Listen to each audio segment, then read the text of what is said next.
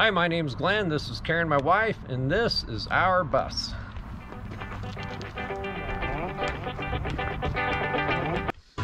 Hey everybody, Glenn Denman here, working on the bus again today, and I just thought today I'd just show a little bit of my progress here.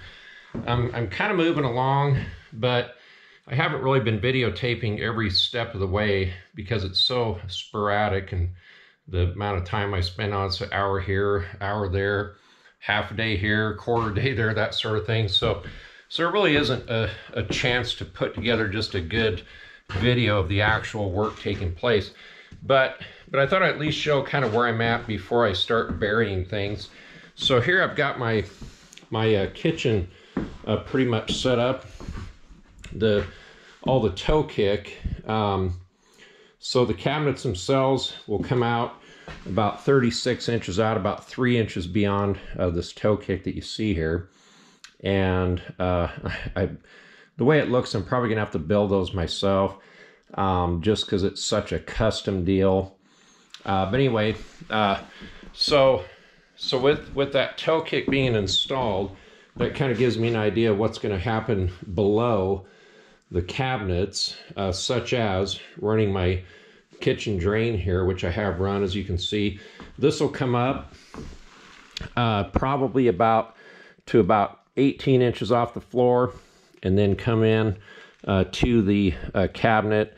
The sink, this is kind of a idea about where the sink is going to be on this angle piece here. The reason I angled this and got it away from the wall a little bit is because the window isn't going to be in the middle of the sink, and it drive me crazy if I had it flat on the wall and it was kind of overhanging part way over the sink, you know, part way into the sink area. So I figured I'd pull the sink away and kind of have it doing its own thing. And so this is the general area where the sink's going to be, and this is about where the left side of the drain will be. It'll be a double sink, so that way I can come into this. This is going to have what's called an air admittance valve here. I was going to go ahead and run this pipe up, tee out for my trap arm, and then go ahead and continue up and across and tie into the vent over there where it's going to go up through the roof. But I thought that's just a lot of pipe, and it just seems like with these RVs and stuff, people are using these air admittance valves pretty regularly.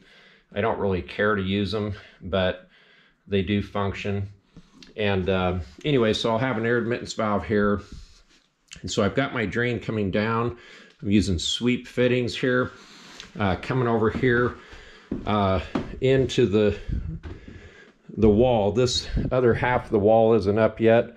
There'll be another half to this wall. There'll be a 2.5 inch space in between. So that's going to come up 45 over, 45 again, go up through the roof, similar to the shower over here that I'll show you in a minute. So the bathroom here is pretty involved. So I've got the drain for the bathroom sink installed. I don't have the toilet installed yet. I really need to get the toilet before I do that, but this is the general area where the toilet drain is going to go through, right about here. And I've got kind of a half circle that I marked here as I was putting the flooring down. I just didn't do the other side, but it's either going to be here or it's going to be back a little bit, depending on which toilet I get. So the reason I've got all this weird stuff going on here is being that I'm utilizing the bus heat system for when we're driving. This is a return air, so I'm ducting that return air over to come out in the bedroom. So it'll come out in the bedroom under my wife's vanity area that I'm going to have here. So that should be a good place for that. The shower, the underside of the back side of the shower is the other one that's going to come out here, and on the other end of the pantry that I'll show you also in a minute here. And so basically this is going to be boxed in here all the way across. So that way this is dedicated, this space is dedicated only to that return air. Then the panel that I put on here is going to actually extend up and above this pipe and then cut over, so it'll go over and down all the way across. And that's what I'm going to have my my freshwater pipes in, of course, obviously my lavatory sink drain in, and I'm not sure how I'm going to run the toilet just yet. That can come out of anyway in a number of ways. So as far as the freshwater or supply line goes to that, so so that way this box is going to go all the way across, and then when I build my sink here, which is going to be a 36-inch high sink, about 32 inches wide, it'll probably have a round corner on it and come over, and that'll be here, and the toilet's over there, cabinet over here. Anyway, I've kind of mocked it up, and it lays out actually pretty well. So the sink here will have its own air admittance valve as well. The reason for those valves is so that as water is traveling down the pipe, the drain, then it can suck air behind it and pull it through the air admittance valve instead of pulling the water out of the P-trap, because the P-trap is what creates your separation between your waste tank and your interior atmosphere. So same thing with the kitchen there. Anyway, so that's kind of the way that's working out. I'm going to go ahead and pull this apart here. This panel is just sitting here for now, and because I'm not ready to put it in yet. I still need to run my vents through the roof. I'm going to have two of them coming out and vent two opposite sides of the tank, and that way I should get a pretty good ventilation on the tank, and hopefully not get too much of the smell up in the RV. So, but I'll go ahead and show what this looks like here in a minute. So I pulled this cover off here. This cover actually consists of some 7/16 OSB plus the 3/4, and the reason for that is I decided to make it a little bit taller, so my toe kick is a little bit higher to be more consistent with what I got going in the kitchen there. So the Chinese diesel heater is down below this area. I've got this just sitting here for now. And so what this is going to do is this cavity here is going to be the return air for the Chinese diesel heater, and it comes across and it's going to draw air in this larger area here that I'll make up where I can put a filter in there, just one of those washable filters. This cavity back here is where the return air for the bus heat is going to come out, besides here and the other side of the shower. So it's going to come out this end, which is right next to where the heat comes out, but I'm not that worried about that, the efficiency of that so much. But so the heat from the diesel heater is going to come up here, and I'm going to have a 3-inch vent here to bring the air into the kitchen, and then any kind of back pressure inside here is going to travel through this hole and across the front of the shower and out the other end, which I still have yet to cut the hole, but I've got it marked here, so that'll come out this other end here, and that'll blow into the bathroom, just to kind of help distribute some of that heat around.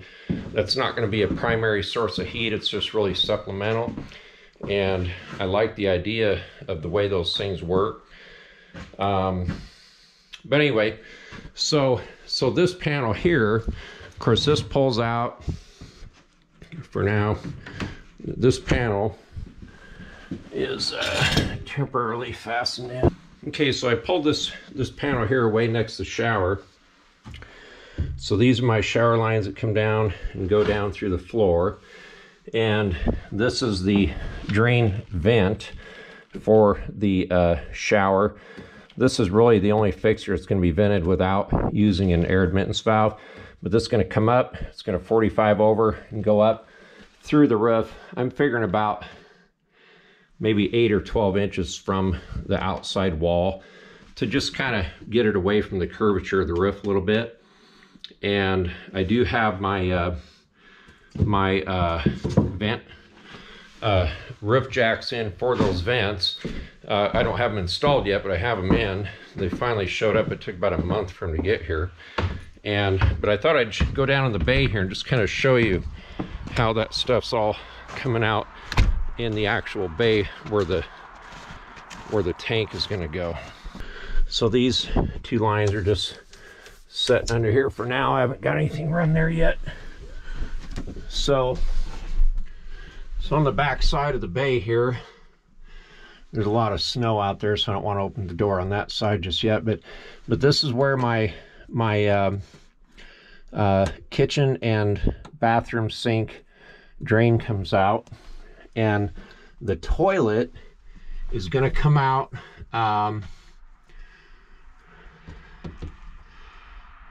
right about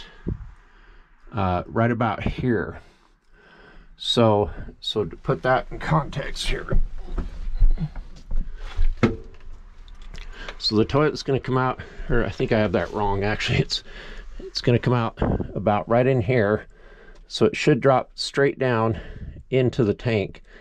And then what I want to do with these, I want to install these into the tank independently, this one and then that one from the shower, so that I have two vents tied into the top of that tank. I guess it doesn't matter really if one of them is tied into the pipe that drops down in from the toilet. It would probably do the same thing. Matter of fact, that might even be better to vent even the top portion of that pipe. That would be the highest point of the tank. But anyway, but I'm going to have two vents coming down into the tank that's going to go to the outside, and the tank will sit pretty much right in front of this door. And so that's pretty much what I need to do next, is actually get that tank, because that's going to be a very important part of this. I don't really want to install the toilet drain or anything yet until I actually have that tank figured out.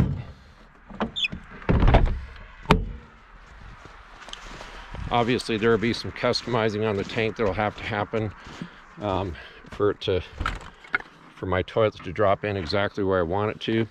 I don't want any bends or turns on that toilet drain. I mean, not that I couldn't have a couple of 45s or 22.5s or whatever. It probably wouldn't hurt. But if I can run it straight down into that tank, I certainly will. So anyway, so that's kind of where I'm at. I just wanted to show that progress, and just so everybody could see pretty much where I'm at with that. So with these walls here, the reason I have them temporarily installed here next to the shower, this piece here I don't even have in yet. I've got it sitting over here ready to go in.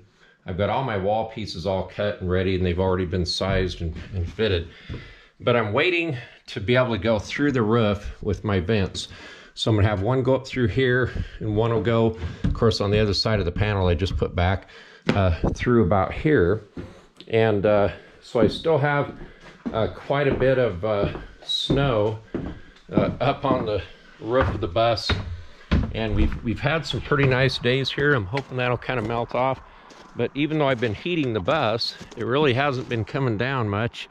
So I still have about probably a good 6 or 8 inches of snow up there. So I suppose I could shovel it off and do it, but I figure it'll all fall off eventually.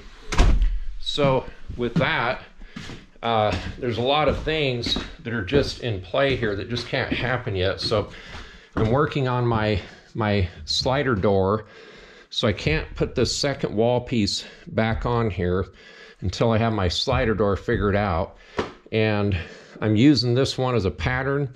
Once I figure out how I build this door that's going to go in here for sliding across the kitchen to bathroom access here, then I can do the exact same thing on this wall. This is also going to have a slider here that's going to go from the bathroom into the bedroom. So anyway, so there's just a lot of things in play. There's a lot of things that are waiting for other things to happen.